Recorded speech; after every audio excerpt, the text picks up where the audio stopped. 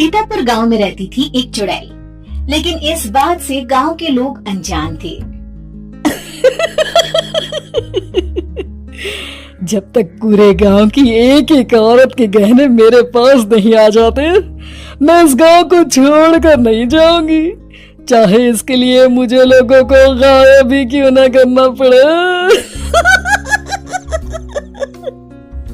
दूसरी तरफ गांव की औरतें बात कर रही थी।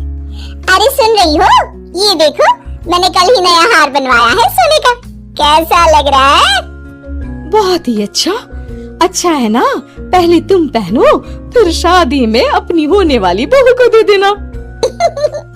और क्या, सोने चांदी का यही तो फायदा है, जितना पुराना उतना महंगा। लेकिन एक एक पैसा बचाकर ये लेना सच में बहुत मुश्किल हो रहा था मेरे लिए। तभी वहाँ पहली का पति आ जाता है।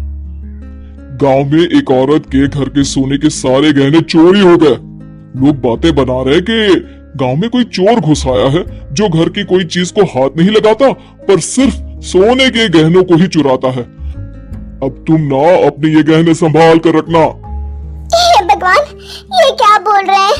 ये तो वही बात हो गई कि गांव बसाने ही और लुटेरे पहले आ गए। दूसरी तरफ गांव के ही एक घर में रंजना रहती थी। उसके पति का गांव में चाउमीन का ठेला था।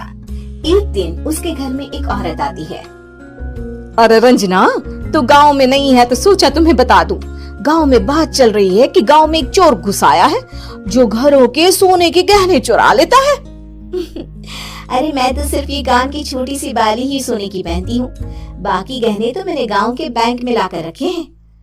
ये क्या होता है? ना बाबा ना, हमारे गांव की औरतें तो गहने अपने पास ही रखती है।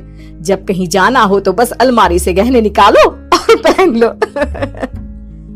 दूसरी तरफ एक औरत हाथ में टोटके वाली छोटी सी गुड़िया लेकर घर में चली आती है। अरे कोई है? घर की औरत है क्या? क्या है ये गुड़िया? ये कोई ऐसी वैसी गुड़िया नहीं है, ये जादुई गुड़िया है। इसको घर की अलमारी में रखना। अगर तुम्हारे घर पर किसी की बुरी नजर होगी तो रात भर में ये पतली सी गुड़िया मोटी हो जाएगी। मैं कल आकर ये गुड़िया ले जाऊंगी और तुम्हारे घर की सारी बुरी नजर छूट जाएगी, समझी? अरे वाह, ये तो बहुत कमाल की गुड़िया है। दे दो, कितने की है एक? अरे नहीं नहीं नहीं, ये फ्री की है। मेरा काम इस पूरे गांव को बुरी नजर से दूर रखने का है। हाँ। भली औरत उसके हाथ से वो गुड़िया लेकर अलमारी में रख देती है। लेकिन अगली सुबह जब वो उस गुड़िया को देखती है तो पतली सी गुड़िया मोटी हो चुकी होती है। हे भगवान, ये क्या? किसने मेरे घर को बुरी नजर से बांध रखा था? तभी वो गुड़िया वाली भी आ जाती है। मैंने कहा था ना, घर पर बहुत ज्यादा बुरी नजर है। लाओ, ये गुड़िया मुझे दे दो। औरत वो गुड़िया उठाकर उसे दे देती है। गुड़िया हाथ में आते ही वो औरत उसे लेकर सीधे गांव के बाहर की खाली हवेली में चली जाती है और साधारण औरत से चुड़ैल बन जाती है। अरे पगली, गांव वाली इस गुड़िया के पेट में तेरे घर के सारे गहने हैं। इतना बोलकर वो गुड़िया को फाड़ देती है और सारे गहने निकाल लेती है।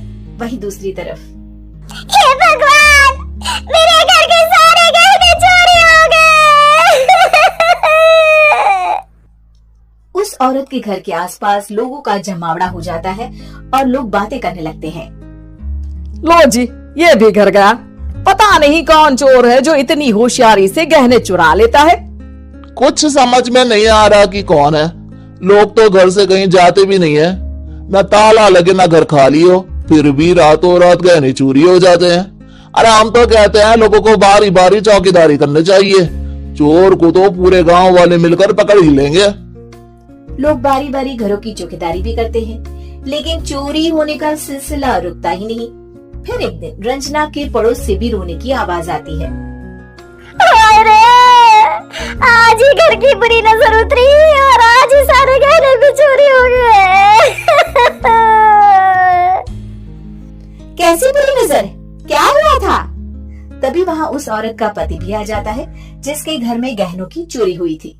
हाँ, मेरी बीवी ने भी किसी गुड़िया को घर में बुरी नजर उतारने के लिए रखा था, लेकिन अगले दिन गहने चोरी हो गए।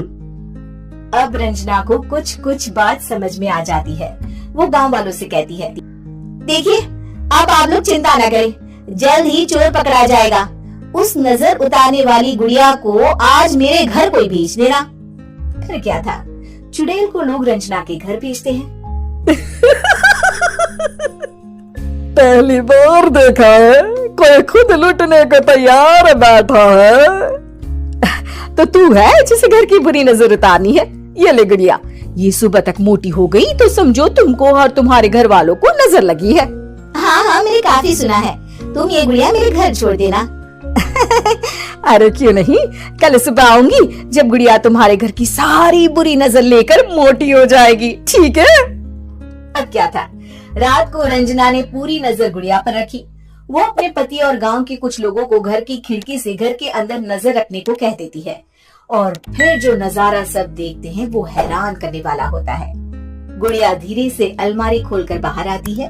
अलमारी के सारे गहने लेकर घर में जहाँ जहाँ गहने होते हैं वो लेकर अपने मुंह से खा जाती है। वो जितने गहने खाती उतनी ही मोटी हो जाती और फिर अलमारी में बंद हो जाती है। गांव वाले डर के मारे वहीं बेहोश हो जाते हैं। लेकिन सुबह जब वो औरत गुड़िया लेने आती है, रंजना उसका सामना करती है। ये देखो गुड़िया कितनी मोटी हो गई है, लगता है मेरे घर में बहुत लोगों की नजर लगी है। लाला ये गुड़िया मुझे दे दे, अरे बहुत कीमती गुड़िया है ये। तेरे घर की सारी बुरी नजर मैं गांव के बाहर वाली हवेली में फेंक आती हूँ। शाम को फिर लोगों के घर इसे लेकर जाना है ना, इसमें तो मेरी जान बसती है, जान। रंजना गुड़िया को चुड़ैल की तरफ बढ़ा देती है, लेकिन फिर वापस ले लेती है और गुड़िया के हाथ मोड़ देती है। जैसे ही गुड़िया के हाथ मोड़ती है, चुड़ैल का हाथ भी मुड़ जाता है।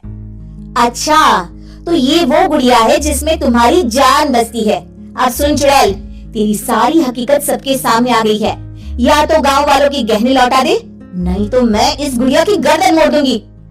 चुड़ैल डर जाती है। अरे नहीं नहीं, मेरी गुड़िया दे दो, मैं सबके गहने वापस कर दूंगी। ठीक है, अब भी जा और सबके सारे गहने वापस कर, चल निकल यहाँ से। चुड़ैल सबके गहने लौटा कर रंजना के पास आती है। ला दे मेरी गुड़िया रंजना, इसके अंदर के गहने निकाल ले, लेकिन गुड़िया वापस दे दे। लेकिन रंजना जानती थी कि जैसे ही गुड़िया चुड़ैल को देगी उसकी शक्ति वापस आ जाएगी। चुड़ैल, तू तो चुड़ैल ही रहेगी, ये मैं जानती हूँ। अरे नहीं नहीं नहीं, मैं गांव छोड़कर चली जाऊंगी, किसी को परेशान नहीं करूंगी, वादा करती हूँ मैं।